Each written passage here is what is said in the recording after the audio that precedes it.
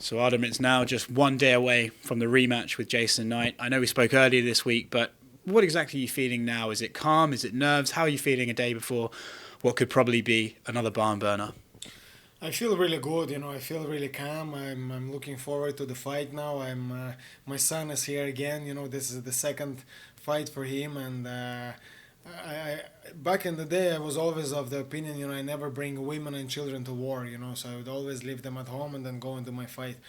But since my kid was born and kind of having him there the last time, he just made me feel so good, and I look at him and man, what's people talk about crazy fight.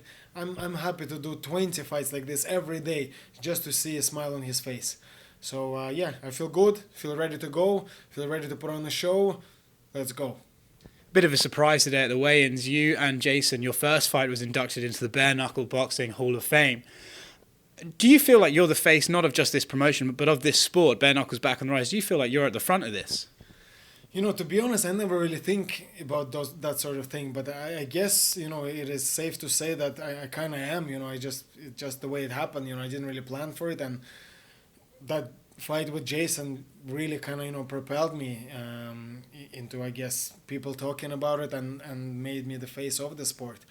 But I myself never really think about it that way. I'm just here to fight. I'm here to do what I love. I'm here to feed my family, um, and that's it. Speaking of both of you this week, I think both of you seem to be on board with the idea that this is going to be a bit more technical than the first fight.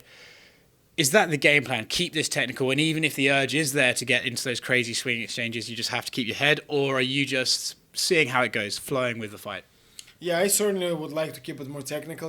I felt that I was better technically than him the last time. I was faster as well. My timing was better. I was landing some nice shots. But I'm prepared for anything. I'm prepared for chaos. In this camp, I had two types of sparring partners. I had your classic kind of boxers. For example, John Evan was sparring me. We're doing a lot of rounds with him, so that was good to see that kind of technical spar.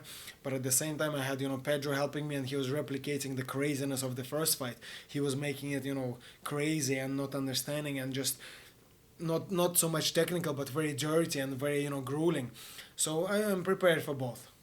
Do you think that's going to be the biggest difference here? Is like, the first fight, both of you are making your first bare knuckle fight. You didn't really know what to expect, and now you've done it twice before.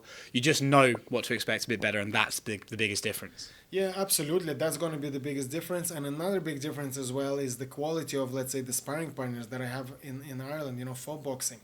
You don't really, I don't think Jason has the level of sparring partners that I do in Ireland, and that makes all the difference because your timing becomes a lot better. You have to tighten everything up when you're sparring this really high level boxers.